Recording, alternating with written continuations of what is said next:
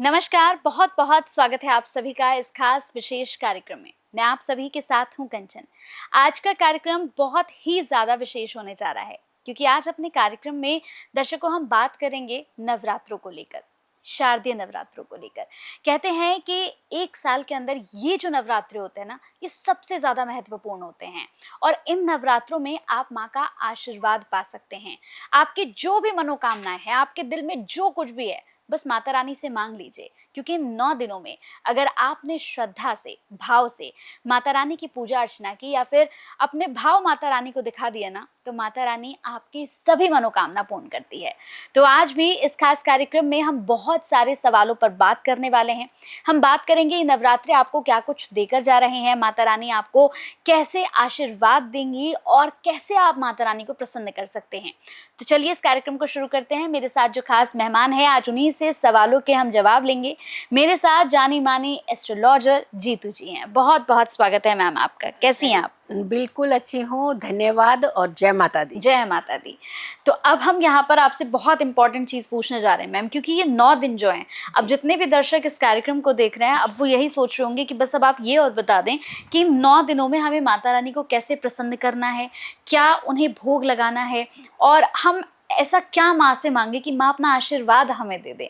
जैसे ही माँ कालरात्रि का नाम आता है मैम, तो बहुत सारे लोग माँ कालरात्रि को लेकर डरने भी लगते हैं। कहते हैं कि माँ कालरात्रि जो है ये तंत्र मंत्र की देवी हैं और इस दिन से तो तंत्र मंत्र शुरू हो जाते हैं। तो मैं चाहती हूँ कि आप इसको भी लेकर एक मिथ जो है इसे भी खत्म करें और कैसे हम माँ को प्रसन्न कर सकते हैं ये भी बताएं।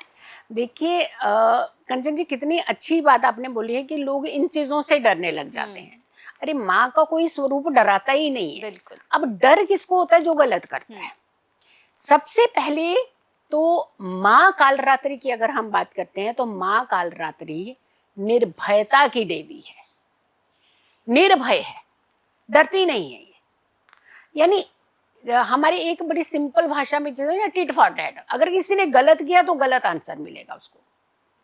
यानी किसी भी नकारात्मकता को वो बर्दाश्त नहीं करती है। जो सताते हैं उनके लिए देवी का उग्र रूप है। सताते कब है? जैसे आपको नजर लगा दी, किसी ने कुछ कर दिया, किसी ने कुछ कह दिया, आपने करा या नहीं करा, या हुआ या नहीं हुआ, लेकिन किसी सामने वाले के दिमाग में तो आपने एक वहम डाल दिया ना। ये वहम को दूर करती है, ये आपके अंदर के डर को दूर करती है, ये शत्रुओं का नाश करती है। कहते हैं कोई भी नेगेटिविटी जब सर चढ़ करके बोलती है तो उसका अंत होना बेहद जरूरी होती है, क्योंकि वो नकारात्मकता इस कदर फिर फैलने लगती है कि हर पॉजिटिविटी को अपने में समेट लेती है। जब नकारात्मकता बढ़ती है तो आपके जीवन के अंदर कष्ट ही आते हैं। तो इसीलिए ये निर्भयता की देवी है, आभा मंडल की देवी है। आपका आभा मंडल बहुत स्ट्रॉन्ग कर देती है, आपकी एनर्जी इतनी पॉजिटिव कर देती है कि आपको ना तंत्र से डर लगेगा, ना मंत्र से डर लगेगा, ना शत्रुओं से डर लगेगा।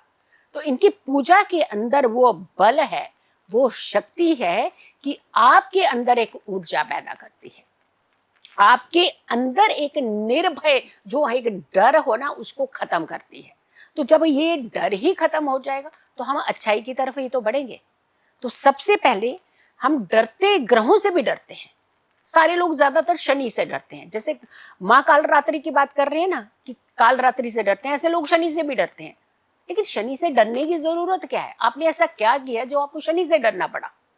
इट मीन्स शनि ग्रह को भी माता रानी कंट्रोल करती है कि डर कहाँ है? जब आप गलत हैं वहां डर है। जब आप गलत नहीं हैं, जब आपने किसी का कुछ बिगाड़ा नहीं है, जब आपने किसी को नुकसान नहीं पहुंचाया है, किसी को आपने कहते ना एक आंसुओं से रुलाया नहीं है, एक अंतरात्मा से उसको नहीं रुलाया है, तो आपको डर नहीं होगा। तो इनकी पूजा से शनि ग्रह भी कंट्रोल होते हैं। इनकी पूजा से जो शत्रुओं की एक एनर्जी है ना, वो आपकी आभा मंडल को टच नहीं करती है, आपसे दूर रहेंगे, वो कोसों दूर आपसे भागेंगे। तो यानी कहने का मतलब कि इनकी भक्ति के अंदर वो शक्ति है जो आपके आभा मंडल को कभी नुकसान होने ही नहीं देगी। इनकी पूजा जरूर कीजिएगा। हर व्यक्ति कहीं ना कहीं आज इन चीजों से पीड़ा में जा रहा है कि मेरे साथ ऐसा हो गया, मेरे को ऐसा कर दिया, मेरी एनर्जी ऐसी कर दी, मेरी ये कर दिया। उनको करने दीजिए, वो जो करना चाहते हैं करने दीजिए। आप सिर्फ और सिर्फ माँ काल रात्रि की पूजा करिए, वो अवश्य कीजिएगा।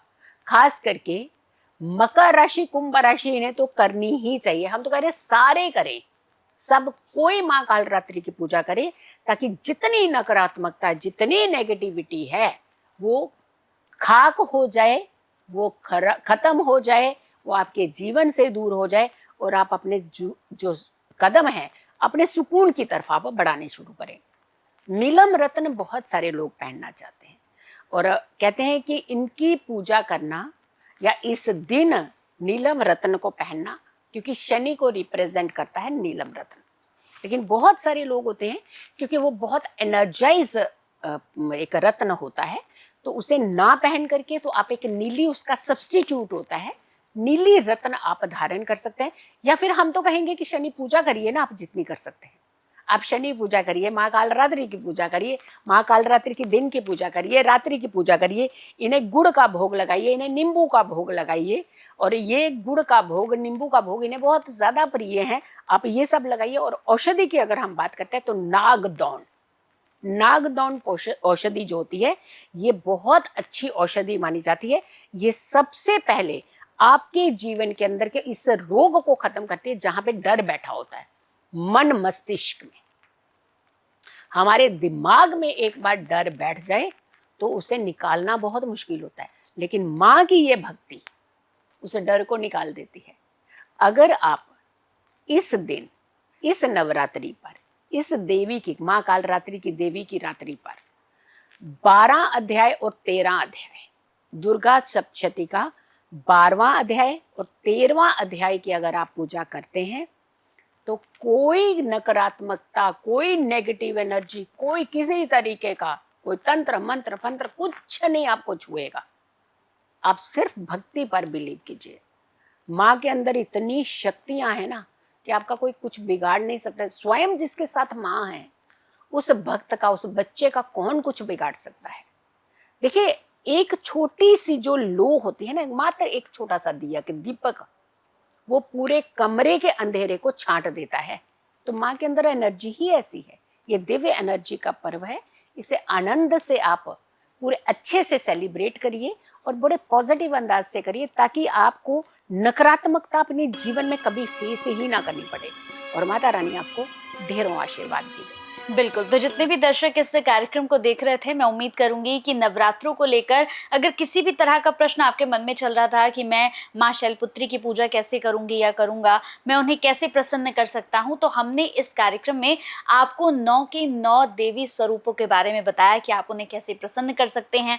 मैम ने हमें खास तौर से बताया कि आपको सप्तशती का कौन सा पाठ करना है। देखिए, ये आपको कोई नहीं बताएगा कि आप सप्तशती का कौन सा पाठ करें, और आप यहीं पर कंफ्यूज हो जाते हैं क्योंकि आपके पास समय उतना होता नहीं है। फिर आप सोचते हैं कि मैं पहला अध्याय करूं, दूसरा करूं, या फिर मैं अब चौथा करूं या ना करूं। तो मैम ने यहाँ पर बहुत अच्छे से आपको समझाया है कि आपको किस दिन कौन सा अध्याय करना है, कैसे आपको भोग लगाना है, कैसे माता रानी को प्रसन्न करना है। तो इस पूरे कार्यक्रम को बाकी लोगों के साथ शेयर भी जरूर कीजिएगा, क्योंकि कहते हैं ना कि अगर माता रानी के समक्ष आपने कोई ऐसा कार्य कर दिया जो माता रानी को अच्छा लग गया, तो आपको पुण्य खुद ब खुद वो दे देती हैं। बहुत बहुत धन्यवाद मैम, आपने अपना बहुत कीमती समय दिया और बहुत अच्छा कार्यक्रम हमने किया जो लोगों के बहुत काम आने वाला है। बहुत बहुत धन्यवाद। जय माता दी। जय माता दी।